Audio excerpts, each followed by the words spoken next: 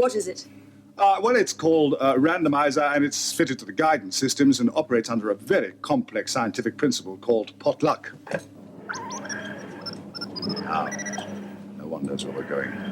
Not even the Black Guardian. Not even us.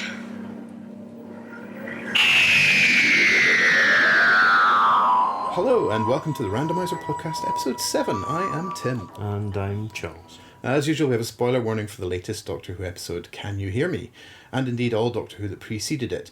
We're also going to be discussing some of the themes around mental health in that episode, so just a sort of a wee warning for that. There's also a spoiler warning too, that I'll be ruining Star Trek forevermore for everybody in Tangent of the Week. So, Can You Hear Me? What did you reckon, Charles? What? Sorry. This was one that I quite enjoyed. I think I was less kind of caught up in it than I was for Praxeus. I found it kind of a little lumpy, which is a word I think I'm using a lot for this season. But I did like that the show talked about some real issues of mental health and didn't do it in too clumsy a way. I think there were bits of clumsiness, but generally it was, I think, a brave thing for the show to tackle, and I think something that was done quite effectively. I guess the one thing I would say is that it's sort of doing it all at once in one episode. It's kind of like carving off a little moment for it, and rather than sort of seeding the character development more gradually throughout the whole season, it feels like, okay, characters develop now and then we'll get back to the fun and games. It did feel like we were actually getting to know the companions a little bit, especially Yaz again, who is definitely in a sort of renaissance this season. The actual way that issues were handled were, I'd say, on the whole, reasonably good. The first time I watched, I didn't get what Yaz's fear was. Me neither. But after rewatching, I realised that although it seemed like her fear was basically sitting on the road and being spoken to by a policeman, it was the fear that she'd left home and nobody seemed to give a shit. I definitely read it as running away rather than as anything to do with suicide, which was something I read online. People saying this is Yaz having suicidal thoughts. And I do wonder if that's because it's considered dangerous to depict suicidal methodology. Having worked with Mind, the charity, to develop the episode, it could well be that the decision was made to abstract what Yaz was doing and maybe being generous to what was otherwise just a bit of a sort of fuzzy crisis, if you like. It played out in the fact that her sister had called the police and, you know, it proved that people cared about her. And I thought that was quite well done. It was nice her visiting the police officer at the end. I suppose it was a little bit schmaltzy, but it was a genuinely nice sequence. Ryan, on the other hand, just felt a bit weird. That was definitely ill-defined, wasn't it? Yeah, it was just a general future terror. Yeah, and you know, he's not going to be there. It sort of feels like Ryan's a spent force since he's had his episode with his dad now. It's such a shame. He's just been given nothing else to do except the occasional moment of flirtation with somebody he bumps into. Yeah, I totally agree. I think he's basically just been sidelined completely. Yeah, it's a shame. Graham's, I thought it was pretty badly handled. The Doctor being socially awkward seemed to make a little bit of a joke out of it. I know that wasn't the intention. I know they were obviously trying to do something a little bit more serious. I totally read it the other way because I have an autistic son, and so I'm aware of him telling you things in a way which feel really wrong but are actually communicative, and it's almost like a different language you have to learn. And so what I saw was the Doctor being unable to help in the moment but being able to at least articulate why, which in the past you'd mentioned that maybe she could have scanned him with a sonic or done some sort of distraction activity, but what she did instead was say, I'm going to do this distraction activity, I hear you, back to the show title, but I can't help you at the moment. And I think the writing in that moment could have been stronger. It was tonally a bit ambiguous, you know. It was sort of, I don't think it definitely wasn't played for laughs, but it had a sort of oddness and a weirdness to it that meant it wasn't clear cut. But what I did see for the first time ever was a depiction of somebody genuinely trying their best but articulating their inability to help at the moment. The Doctor's a lot more empathic than that. I know he can be brusque and abrasive, but usually can be more sort of empathic when someone is hurt. For example, in Rebel Flesh, Cleves, she had the brain condition and the Doctor sort of, you know, had sorted it out. My point is that within the world of Doctor Who, if we're taking this as a thing, really and truly, there's going to be a cure, a complete cure for cancer. Well, there could be if it wanted to. Yeah, I always thought that bringing Graham's cancer back would be an amazing dramatic thing for the show. You could have a lot of good drama out of that. But the problem with that is that bringing something like that into Doctor Who is bringing the real world in. You've got people that suffer, and for the Doctor then to sort of say, oh, well, I'll just take you to Planet Blob that has a cure. The space hospital, yeah. Yeah. No, I agree. I think this is what this episode's doing. It's putting a toe in the waters of real events, as it did with Rosa, very skillfully, I think. The series under Chibnall is trying to engage with things that are current and pressing and real, and it's tricky territory, and I think the show's a little clumsy with it often, but I kind of applaud the effort. One thing I want to jump back on is you're talking about, the Doctor in Rebel Flesh. This is a different person now, and I think it's absolutely valid that this iteration of the Doctor can have the social awkwardness that she talks about. However, this sticks out like a sore thumb because there hasn't been anything really done with it before. It sort of comes out of the blue, and that's where I think it's lumpy.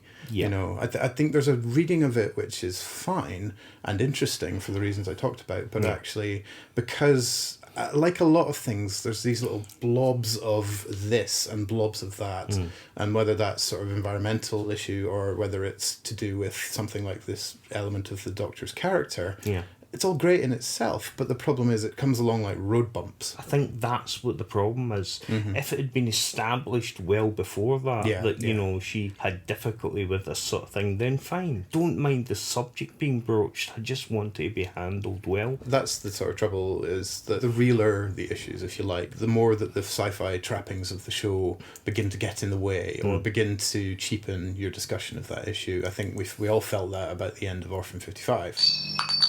Yeah. And we definitely can see that sort of danger here. However, I would give credit to the programme makers here, because I think this episode in particular, it introduced mental health in an interesting way without it ever being kind of a soapbox moment. Yeah. And I was very pleased with the sort of resolution of the thread of Ryan and his friend. I thought for a moment that scene together they had as things were wrapping up, it was all going to be like, unspoken, well, I'm a man, I'm not going to seek any help with my mental health. And actually then he does, and that was wonderful to see. I was pleased with that. I mean, I myself have some mental health issues, and I've found that talking really does help, and I think that anybody out there that's listening that does maybe themselves have those sort of issues, trust me, talking is always a good way to alleviate and help. So you're not alone, basically.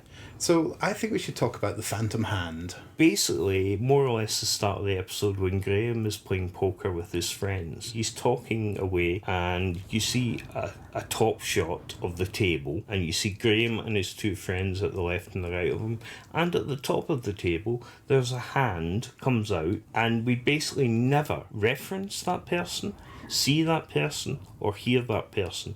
Possibly an editing mistake. It really fucking weirded me out for the whole episode. I think we can have more fun than an editing mistake. This has got to be, I don't know, Peter Capaldi or something. Yeah, it's definitely another Doctor or something. This is this is the 14th Doctor checking up on Graham. Absolutely. Something like that. Yeah. Who knows?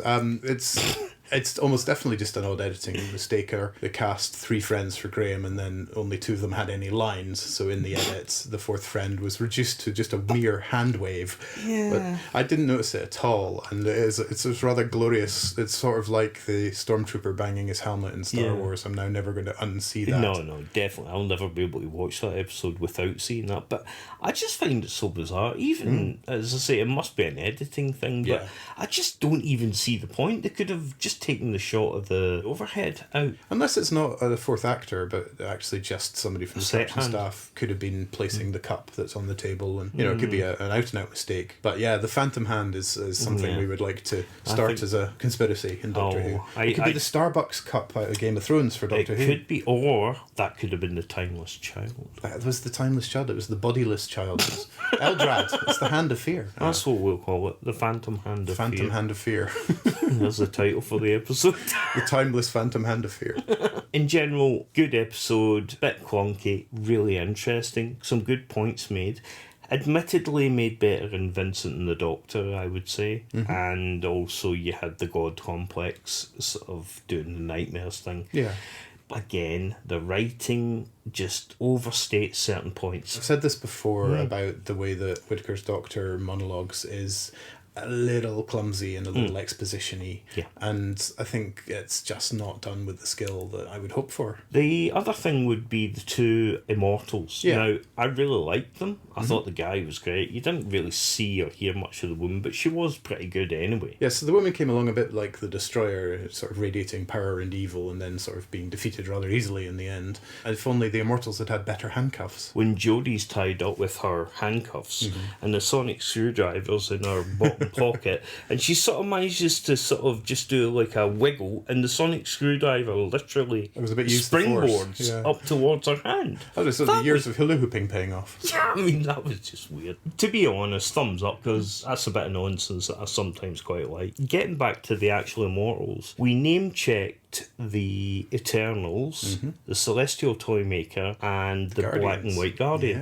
Yeah. Now, that was wonderful. It was my fan thing came on. Yeah, whatever. Pulling a I face. know. Yeah. For the benefit of the tape. But then, oh no, we're some other ones. And I just thought, why not just say we're the Guardians or the Eternals or This is whatever? on message, isn't it? It's like we resemble these things you've seen before, but we're not quite the same. I mean, that is the Rachnaut, that is our dregs. You know, this is definitely on message for this season. There could be a point to this. Parallel universes. Yeah, I mean, it would be very clever, but the problem is that it's kind of annoying until you get the payoff. Yeah. And I don't know if that's good enough. I could see some sort of reading that this is a sort of echo of the Doctor's true universe, and that kind of you can fold in an explanation for Ruth there, but it also feels like that cheapens everything else, not least Ruth as well. I think I'd be disappointed if it did go down that road. It also feels more like the kind of feverish imagining of fans like us who would want it all to tie up neatly. I mean, I totally agree. The problem with this sort of thing is that when you start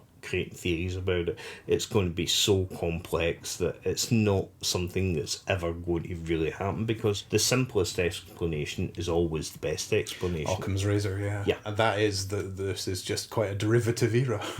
Yeah, absolutely. I had this sort of little journey with the title, which is very obvious in retrospect. But at first I thought, well, there's only that little bit right at the beginning which references the title, so why was it called that? And then, of course, reflecting on the themes of mental health, it seems that it's referencing more the idea of people wanting to be listened to and heard. Gloriously, I found a list online of Doctor Who episodes with punctuation in the title, because this is the first episode of Doctor Who to have a question mark in the title. A rather wonderful fact. So there was a list of other punctuated episode titles on Twitter. Most of them are apostrophes, of course. I kind of like that. You have something slightly mediocre, but let's make it a first by shoving something in. We're breaking new ground. Yeah. Well, I'm holding out for an ampersand, or if we're very lucky, an interrobang. So, can you hear me? That was our thoughts on that. Disembodied fingers and perhaps a disembodied hand. And the return of grace. And the return of grace. Yep. Yeah, that we didn't even talk about. That was so throwaway, really, Yeah. wasn't it? That's more of the nightmare, I think, for Graham than, in some ways, the cancer. Oh, totally. Just that you can't move on. It's the same as in It Takes You Away, this fantasy of grace and this ghost. When you lose someone and you grieve and you go through that process of acceptance, etc. I mean, he's sort of trying to go through that process, but he keeps having these little road bumps with her reappearing. I noticed that in Korea, I believe, they've got a project going with creating a digital avatar of a dead person for virtual reality. They created this one of this little girl. She had a disease and she was dying. Apparently it seemed to help the mum, but it's like, if that option came to you, would you want to take it? I'm sort of torn. I think I possibly would, because when you lose someone, you know, you think that's it, I'll never see them again. But if you got that opportunity, even if it's that false opportunity, it's that's very tempting. tantalising. I think so, and science fiction has explored that issue in several occasions. Like, I'm trying to think of which particular... Gene Roddenberry, Earth Final Conflict, had the aliens that were stealthily invading, had a technology where you could access your memories and literally, like a VR device, go back anywhere in your memories. The main character's wife had died, so he could go back to moments and so on. It ties into themes of immortality. I mean, So we have the Immortals in this episode, and I mentioned the book by Neil Stephenson, Fall or Dodge in Hell, a while back, and that has that sort of digital archiving of human consciousnesses as a theme. So it ties in a lot to strong sci-fi themes. Black Mirror did San Junipero. That's the one. Digital Afterlife. Yes. It's in the cloud. It's literally like, screaming out, this is digital heaven. Maybe death in heaven in Doctor Who. Yes. Or testimony in the Twice Upon a Time. I think it's an interesting thing for science fiction to tackle now as we begin to stumble into that idea, like this Korean project of digital archiving. We don't have rules or even kind of protocols or kind of even history of how to deal with that sort of grey area in terms of dealing with death. There's a wonderful webcomic called XKCD, which is basically stick figures, but it's also beautifully funny and profound often. And the author has a side project called What If, where he tries to answer silly questions with scientific rigour. It's glorious. Go and look it up. He does one called Facebook of the Dead, which talks about what happens to the people's Facebook pages after they die. It's a digital legacy. Yeah, the question that prompts that is, when will dead people on Facebook outnumber living people? And he tries to work that out. And it's a really interesting sort of thought experiment, but also there are things like that Facebook digital legacy thing happening now, and societally we're beginning to have to ask ourselves the questions of the stuff that we leave behind, especially when it's digital archives, when it's images of us, when it's our voice, recordings, all of these things. This ties also into the debate around recreating actors, as they did for the Star Wars films. Absolutely. With Carrie Fisher and Peter Cushing, for example. I think it was Craig Hinton, the Doctor Who author, that came up with the title of Synthespians. That's great. Are we emotionally ready for this sort of, new way of looking at death? Oh, clearly not. I mean, it's clearly something in its infancy, and that we have to sort of stumble around and make a lot of mistakes in. But it's a fascinating topic, and definitely one worth returning to. We must ask the doctor.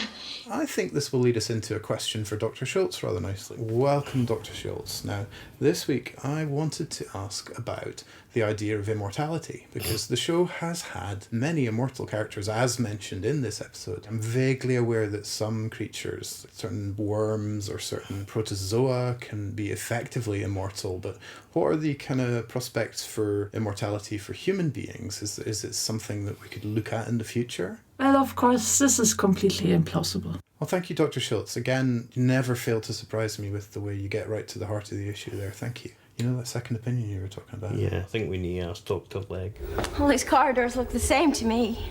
So we've been running down corridors silently for a couple of episodes, but I have arrived at a junction where I'm able to talk about Talon's Weng Chang, which I've finished watching. It's a 6-parter and very well regarded as a story, considered a classic. It has nowadays, of course, this screamingly difficult issue of the fact that there's an actor made up to be a Chinese person who is not Chinese. Beyond just that, there's also, peppered through the script, having just watched it with that in my mind, are a lot of kind of just really casual, nasty slurs. There's a talk of the little men and a lot of talk of yellow, and sometimes that's put strongly in the mouth of the characters themselves. So Li Seng Chang has a few gags which sort of mock the people who are treating him differently because he's Chinese. By and large, the show has this sort of uncomfortable casualness with which it disperses sort of epithets. I do agree. The point is, like you say, that would never be done now, and no one is excusing it. But I don't want to say this bloody line. It was a different time. The point of that statement is that every single TV show that was casting her would do the same thing. It was considered the norm in that sense. So I don't think we can really blame the BBC too much. But the other thing we've also got to consider is it was set in Victorian times, so the racism wouldn't even have been a thing then. So if you're doing something authentic or trying to at least allude to something authentic, these things would tend to get mentioned. Chinese were deplorably treated in Victorian times. In America, for example, look how many Chinese people died making railroads. You've talked about this before, not on the podcast, but the journey that you take from a situation of oppression to something that's better has along the road lots of stepping stones. Yeah, we get from A to B to C, but when we eventually get to D, which is hopefully a more enlightened viewpoint, if you ignore how you got there, it's not honouring what's went before, you know, the people that have sort of fought to get there. We have this kind of vanity of the present. You say A to B to C to D, this does rather beg the question of the rest of the alphabet, because here we are now in era D, and we think D's great, it's the pinnacle, and, you know, we've sorted out all societal problems. Of course we haven't. Of course not. There's a whole alphabet in front of us. Any progress is a journey, and where we are now, we're still on that journey. And there's something about the lessons of history as well, I think. None of it to excuse the BBC's depiction, but it is to understand it. And I think, yes, the show's set in the Victorian era, but I don't get the impression the script is knowingly peppered with racial epithets because that gives it Victorian authenticity. I think that's just the writing of the time. And that is uncomfortable because that's relatively recent, you know. We would love to think that most of that racism was back in Victorian time, but no, it's, 40, 50 years ago only. That whole thing acknowledged, let's move on and talk about the actual story, because it's glorious in many, many, many, many ways. The Doctor and Leela's relationship continues to grow. And this sort of settles into the kind of Eliza Doolittle thing, especially given the period that the show's set in. Leela's ferocity and her fish out of water nature is in sharp relief in Victorian era. You have glorious scenes of her learning some table manners, and I just love the moment where she's in Lightfoot's house and she picks up the leg of meat. Absolutely. And he picks up a plate and looks at her munching straight into his haunch, and then very beautifully just picks up a leg of meat of his own, and he sort of... So as not to embarrass his guest. It's just lovely, and I think you fall in love with Lightfoot at that point. Oh, absolutely. You just see what a gentleman he is and what a kind and open-minded man he is as well. I mean, Lightfoot is an enlightened Victorian, but of course that's what Robert Holmes' strength is. He always really invests his characters with a sort of uniqueness, and then of course he doubles him up with Henry Gordon Jago, who is the embodiment of Victorian entrepreneurship and sort of bombacity of the theatre, you know, this whole good old days shtick. He's larger than life, and he's got a flowery turn of phrase, loves his alliteration. I think in the very first scene he was like, I'd have propelled him onto the pavement with a punt up the posterior. Yeah, I mean, it's absolutely beautiful. You know, it's such a sort of overblown performance, but it's handled so well. And when they both get together, not until episode 5. I know, it's amazing. Of course, Big Finish have had many Jago and Lightfoot adventures because, of course, there is a gap in the market. Oh, now the gap. This is brilliant.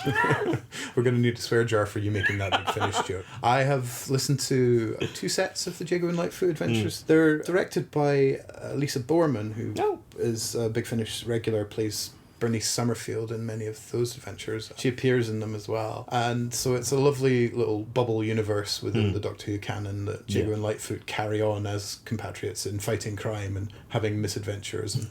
And they're just such great characters. I work in theatre, so I love all the scenes backstage and understage, and the chase, the Phantom of the Opera style chase through the flying gallery, and when the Doctor escapes by jumping down a curtain. It's just great fun. It is beautiful, and of course it's a sort of marriage made in heaven, this sort of story for Doctor Who, but also the BBC tackling it, because costume drama is what the BBC always excels at. So they have an absolute ball with this one. It looks so realistic. Yes. You know, I mean, the scenes by the Thames with the old crone. Well, she's called a ghoul in the credits. Oh god, yeah, ghoul, and you've got the saliva acting going on with her and everything.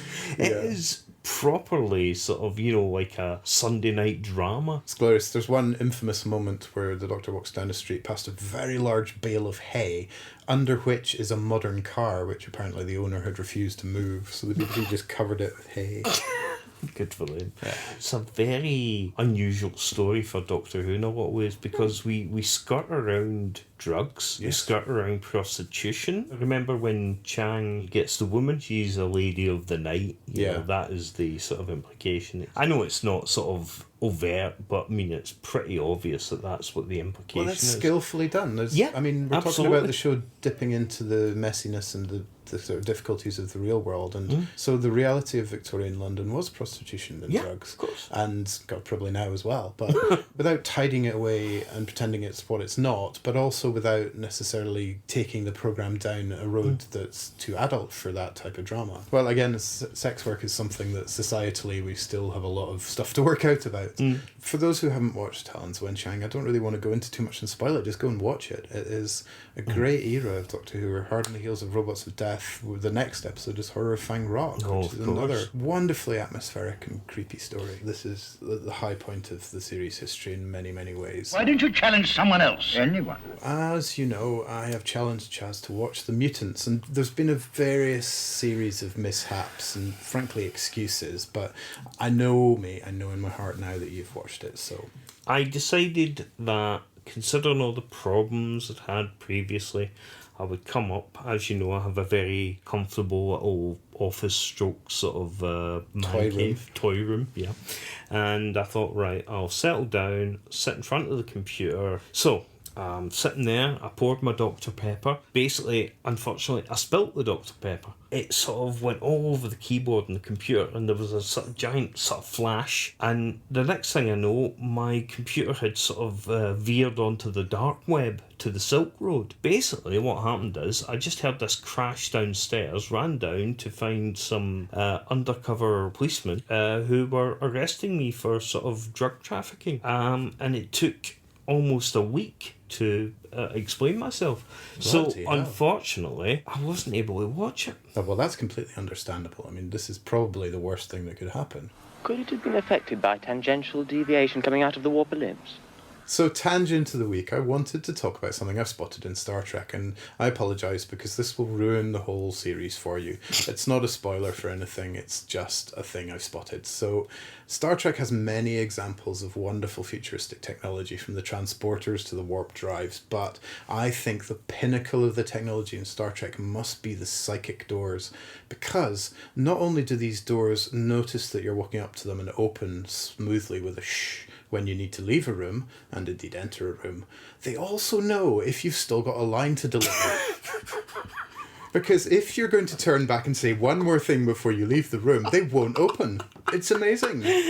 That is amazing technology. It really is. They've managed to combine, automatic doors with exposition. I know, it's just, they are narratively aware doors. Wow. That is... so basically, are they a new life form in Star Trek? I don't know, it could be Douglas Adams' kind of Sirius Cybernetics Corporation doors that are happy to open for you. Could you imagine the episode Measure of a Man where, for example, Picard defends Data, his right to exist? I call my first witness the door. Exactly. He's basically there. He's defending the door's right to open. And it would be an open and shut case. Think of the alternative. You'd be standing there in the doorway, delivering your dramatic parting shot, and the door would be like... I think it's a wonderful example of the way that you have to break naturalism just to not completely trash your drama. Fantastic. I love it. That's absolutely brilliant. A man is the sum of his memories, a Time Lord even more so. It is time for Your Cheatin Memory, which is the part of the show where we rewatch an old episode that we've chosen at random.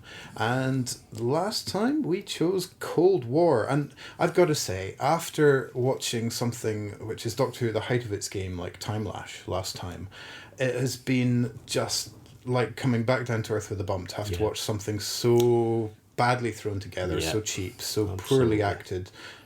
Oh, hang on, no. Yeah. Cold War's great.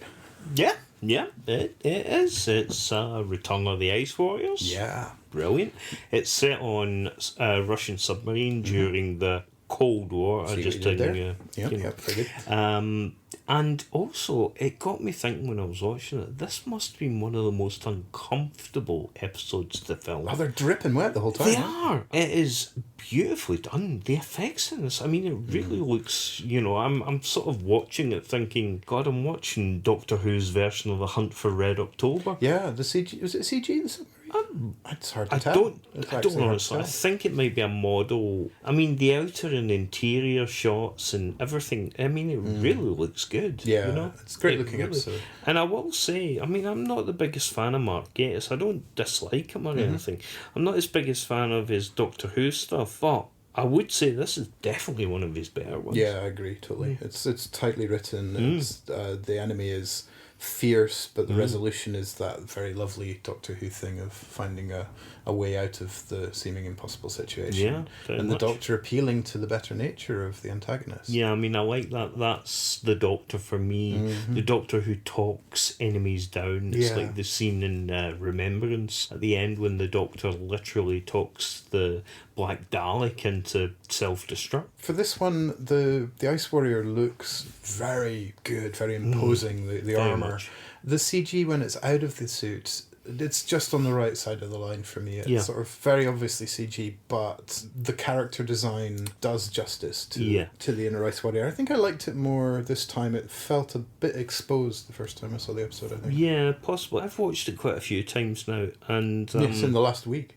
yeah, more or less. So the idea that it was a suit for me actually sits quite well. I thought the redesign of the Ice Warrior suit was absolutely fantastic. I mean, it's a really big battle tank, Felt as strong, it were. You know, yeah. it really did, and it felt like a threat. And it didn't feel like a complete redesign the way that, say, the Cybermen have had, or even the absolutely. Silurians. Very recognisable as an Ice Warrior. Yeah. I thought the character Skaldak wonderful. But see, the Ice Warriors are an interesting race in Doctor Who because they've been villains and they've been allies. Allies, yeah. and You that know, was- they're not always the villains. I don't know if this and fits into the continuity neatly enough, but is this the moment where that changes for them? Well, yeah, because if you remember, the Peladon stories, for example, are Far future. far future, and the first one, the Ice Warriors, Seeds of Death. So we have them twice as villains, and then Yeah. they appear with John Pertwee, Yeah, and we I can't- think we're the villains, but they're not. Yeah, Things that struck me about this episode. So the Ice Warrior sounds like the Predator. There's that kind of rattly sound, which I think must be deliberate, and it's very creepy. In terms of the cast, we talked about David Warner and we talked about Liam Cunningham. I was right, it was Tobias Menzies as the second in command. who was also in Game of Thrones as Sir Edmure Tully. I think everybody's been in Game of Thrones, haven't Yeah. they? Yeah, Tobias is a fantastic actor who I've seen him on stage a couple of times as well, and I think he's not got so much to do in this role, but he does great things with what he's got. You know, he has that kind of scene with the Ice Warrior, he's got his claw on his face, and I think he's playing that really beautifully, trying to keep his nerve, and yet still sort of seeing this common cause. You basically got him and Liam Cunningham, who are sort of two sides of the same coin. Liam Cunningham wants to sort of he wants to pursue a peace. He believes, or he's more open to believing that, you know, the West's intention aren't always to destroy, whereas Tobias Menzies is that sort of typical Russian villain from the 80s who sort of, you know, all is a lie, everything the West spouts is a lie. Basically his ultimate goal is to pursue war and conquest. It doesn't feel that caricatured though, I think. I think he's No, just a no, soldier doing his job. Yeah, absolutely, and he does play it, but I mean I think that's the basic impetus of the character. Somewhat in the mix, you have David Warner, who's a sort of slight outsider because he's the scientist on board, and so he has this sort of license to be the maverick and stumble in with his Ultravox playing in his headset. And he has played a doctor in the Of course he Unbound has. Yeah. Big Finish series. He's, you know, I'm a great fan. Another great bit of design, the Martian ship at the end looks amazing. Very good. I think just generally a really solid episode. It is very solid. It's a very well designed episode, a very well directed episode. Yeah. Everything in this one is on point, but yet this is an average story It's weird, isn't it? in a really, really good season. But how amazing is that was at the time considered to be like an average story? I wonder if part of that is because it's not doing anything huge in terms of character arc or anything. Probably, it's yeah. just quite self-contained that way. I can't say anything else really other than praise it. I think it's great story. But it is no time lash. No, of course. I I mean, mean, you know, nothing equals the pinnacle of Time Lash. No, nothing compares to Time Lash. So it's been 7 hours and 15 days since we watched that. So it's time to choose another story. Look, when I give the word, press the button. The big one? Yes, maybe it works in conjunction with the others. All right, well, let's try and find out. What could it be?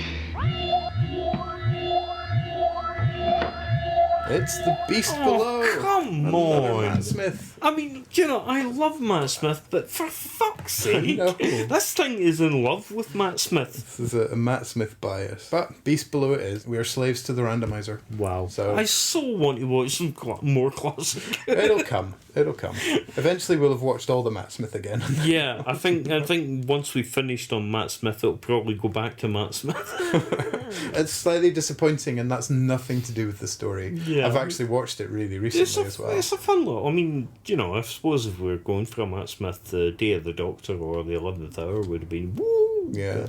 This is a nice, fun little story. Not the best. It's certainly average. And technically, I mean, this is Stephen Moffat's first average Doctor Who story in a lot of ways. Given the high bar that surrounds it. Because before that he was guest writer, usually near the high point of the season. Yeah. And then he writes the 11th Hour, which is possibly one of the greatest Doctor intro stories of all time. And then you've got this one. Nothing wrong with this story, but it's like, this is sort of lower scale for him. That's what's interesting about it. There's a shape of story that this fits into. We've talked previously about Rings of Akatan. We've talked about the End of the World, when it's the new companion's first trip after the meeting episode.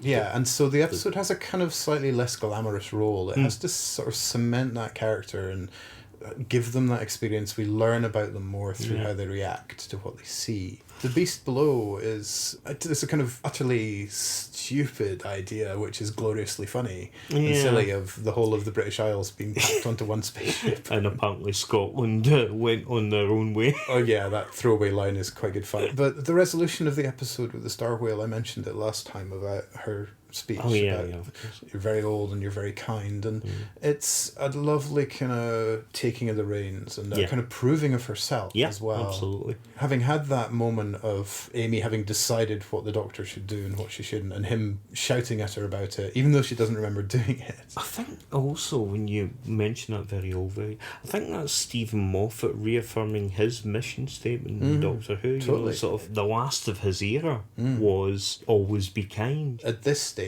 this is his Doctor. He's just setting out. He's new. Yeah. And so I think the episode's very strong, but in that kind of quieter way that makes it less glamorous than some of what surrounds it. Oh yeah, it's a nice little story, and I am looking forward to watching it. Predictable as ever, Doctor.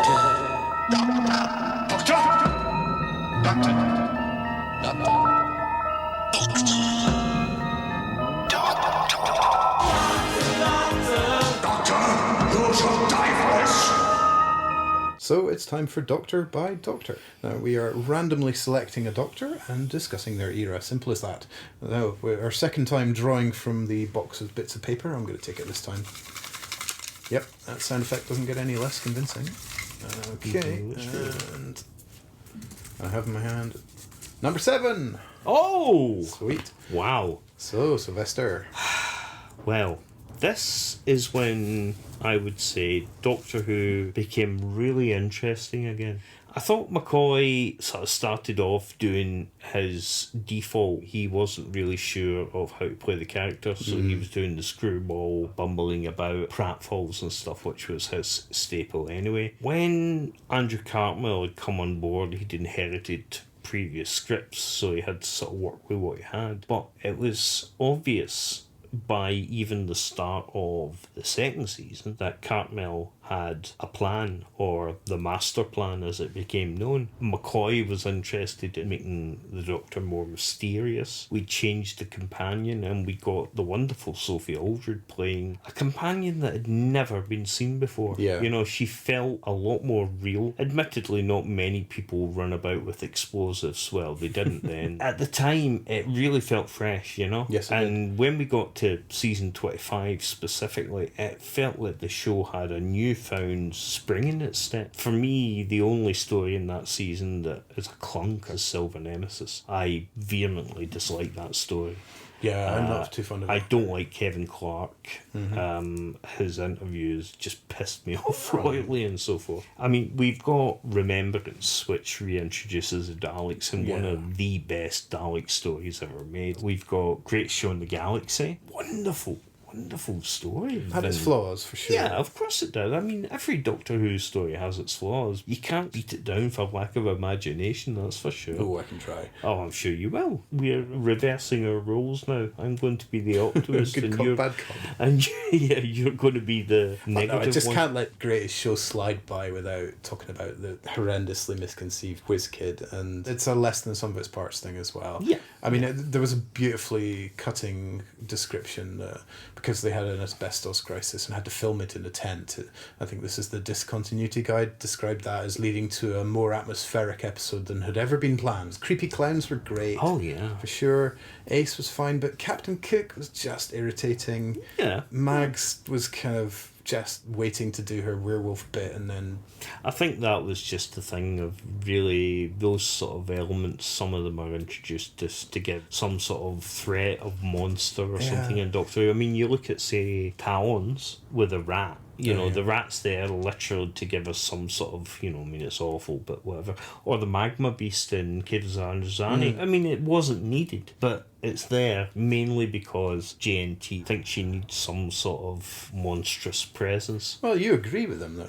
So what's your criticism of Praxia? Yes, but I agree with it if it's done well. Okay. I I mean, don't think no, anybody says, "Oh, let's do be it fair, badly." Be fair. Like we were talking about the space prawn last week. Yeah. Yes, it looks awful, but it's something to talk with.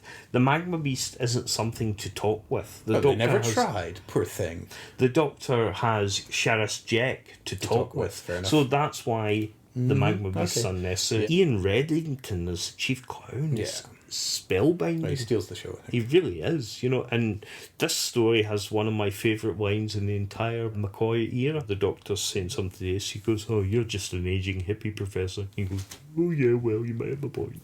I think Happiness Patrol is a really strong story as well. It's a political satire. Absolutely. And the Doctor brings down a regime overnight. Was pretty bloody obvious. Helen A was Thatcher. And it gets mentioned, years later in a Newsnight interview. Painting the TARDIS pink and having the mandatory happiness thing was just a really lovely, creepy idea. The Candyman was a great monster design, but obviously tread too close to the copyrighted Bertie Bassett character. Amazing. The season begins to take shape. We've skipped entirely over season 22. I know, that's not really fair, is it? Well, I mean, Time in the Rani, for me, this represents the first time I was a fan and watching the show. Oh. Because I discovered kind of other people, we lived in Aberdeen at that point, who were Doctor Who fans, and I remember sitting around and discussing it. And that it was a sea change for me in terms of how I experienced the programme, because suddenly it was all about what other people thought about it. Oh my god, of all stories to sort of become a sort of the fan, as it were, on. Well, I'm going to say something shockingly controversial now. You like it. I don't like it. I just don't hate it. It's just,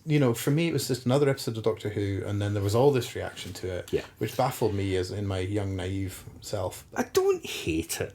I mean, there are bits in it that are sort of, fun. I love McCoy in it. I think he's sort of, he's basically just, he's working on instinct. He's falling back on in my this nose particular until one. his character settles. And of course, Kate O'Mara is quite funny in it, The she's Bonnie sort of- Langford impression is just, it's one of those things that I can't quite believe they're doing it, but she carries it off very well. It is rather good. And it's that suspension of disbelief needed that would fool the Doctor. He's so befuddled. I don't know, I quite like the fact that they play the moment of him working it out, and that sort of becomes him sort of taking control of the plot a little bit. The Tetraps were a decent monster, I thought. They're okay. There's nothing wrong with them. In general, it's not bad. There's a lot of good parts to it. Again, it's less than some of its parts. But I mean, it's got some pretty decent effects, for the time. Pretty decent sort of, costumes and stuff. I thought the bubble traps were quite horrific. Oh, yeah. I mean, they were good. I've always slightly been freaked out by anything that reduces you to a skeleton. So Yeah. I remember when I saw Star Wars quite young, I was quite horrified by the corpses of Uncle Owen and Aunt Beru. Yeah. It's by no means a great story, but I just think it's sort of having to do that very difficult job of setting up a new Doctor. And Again, it's yeah. one of the weaker ones, especially given the fact that Colin Baker wasn't there to do a regeneration. Yeah, that was... You couldn't have that passing of the torch. Oh, he bumped his head on the console. Paradise Towers, I like a lot. I really like Paradise Towers. It's based on J.G. Ballard's High Rise. High Rise. But we have the two gangs called the Kangs, the red and the blues, and the extinct yellows. We see the last of them meet her, The unalive. sticky end. Pex is the kind of...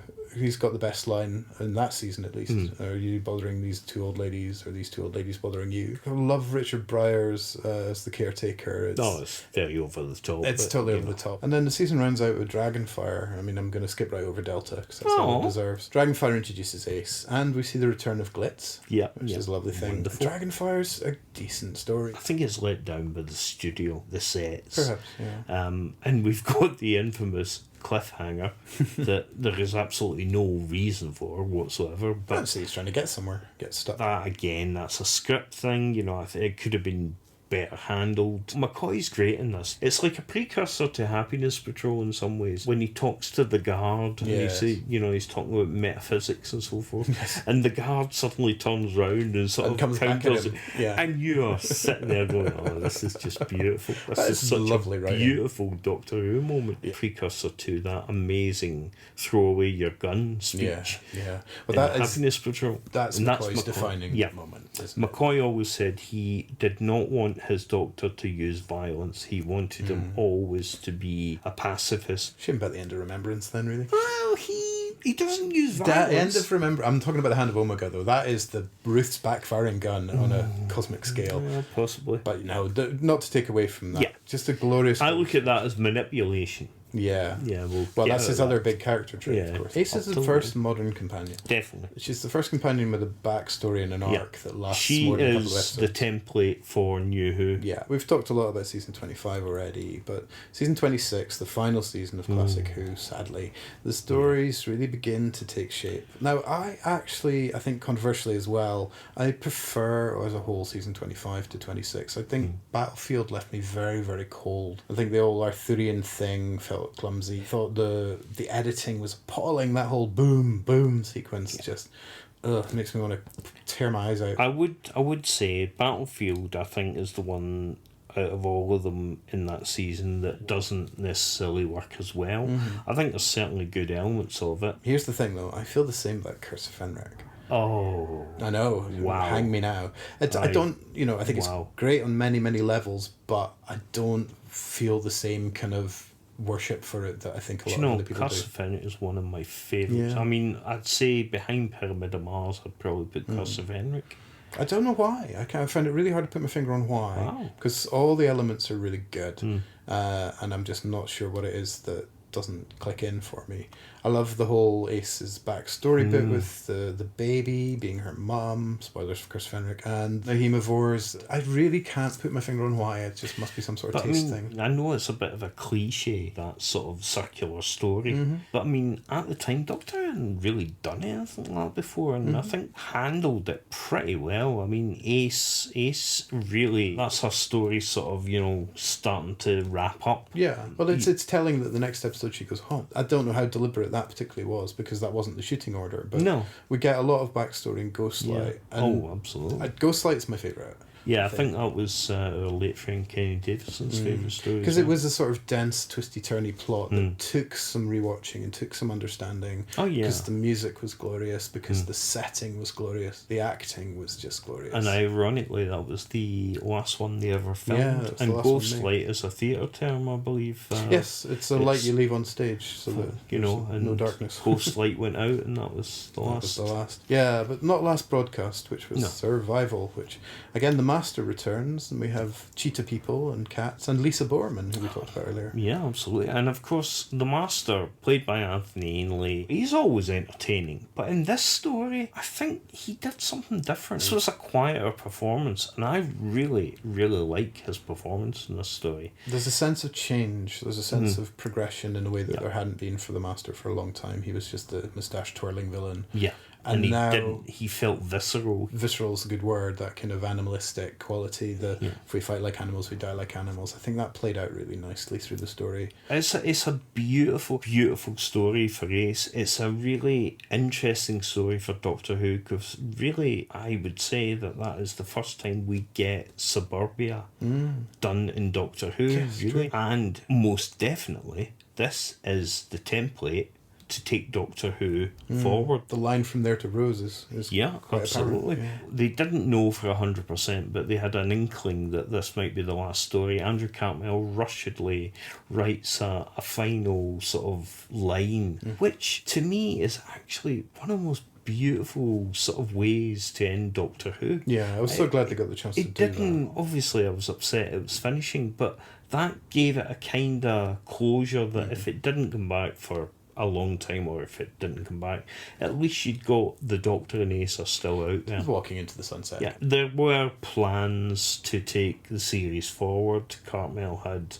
other plans. Apparently Ace was going to be taken to Gallifrey and enrolled in the academy to become a Time Lord. They were going to do a story where Ace is the captain of a sort of Starship Enterprise type thing. She comes back to her cabin. This is just the initial sort of pre-title or whatever.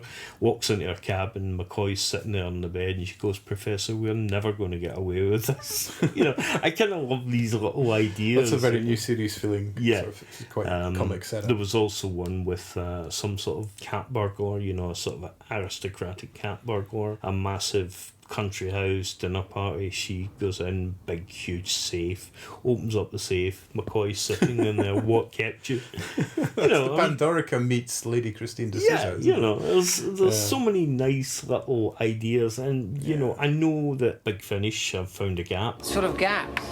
Doctor Who in 1989 was beginning to find a slightly different voice, a more modern voice, and something that did have elements of everyday life in terms of the background of the character and the settings, and then that comes back in spades in the Russell T Davies era, so there's definitely a strong thread through there. The Russell T Davies wrote one new adventure, and it was called Damaged Goods, and it was set on a council estate with McCoy's Doctor, and I think there was even a character, Tyler as a name. He had the ideas there anyway, and that was at least I think 10 years before the series came back. So it was always bubbling away. What I find now is there's a lot of people who were children then that are obviously adults now, and most of the love for classic Doctor Who comes for the McCoy era now, because that's their memory of it. And well, that was for me. I was 16 in 1989, so it was very much the kind of end of my childhood when Doctor Who finished, in every way. And it lived on, and McCoy, like Colin Baker's Doctors, had a huge further life. McCoy more so through the New Adventures, and then obviously through Big Finish, those Gap Finders General. It's the end. But the moment has been prepared for. 9 times out of 10. Thank you so much for listening. If you've any feedback or questions, or if your child is timeless, then we can be reached at randomizerpodcast@gmail.com. And please follow us on Twitter at randomizerpod. In both cases, that's randomizer with an S, not a Z.